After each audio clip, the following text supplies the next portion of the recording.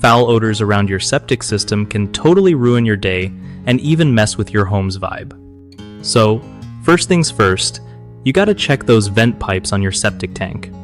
If they're clogged or blocked, the stinky gases have nowhere to go but into your yard or even inside your house, which is super gross.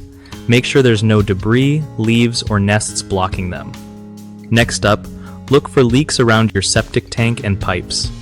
A leak can let out nasty smells and even cause your system to back up, which you definitely don't want.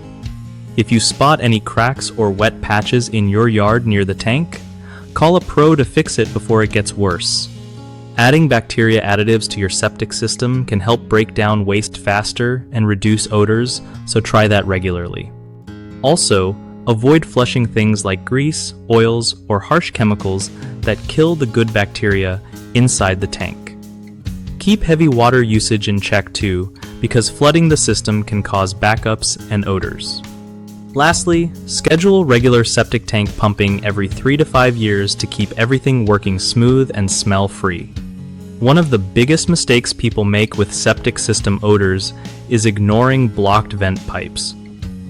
This traps gases and makes the smell worse, so clean those vents out right away. Another common issue is not fixing leaks quickly. Small leaks can cause big odor problems and even health risks, so get them repaired fast by a professional. The third mistake is flushing stuff that messes up the bacterial balance in your tank, like bleach or coffee grounds.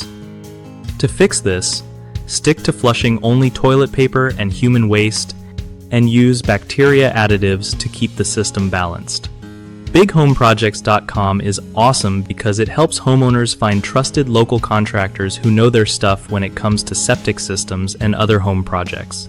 It also helps contractors connect with people who need work done, making life easier for everyone involved.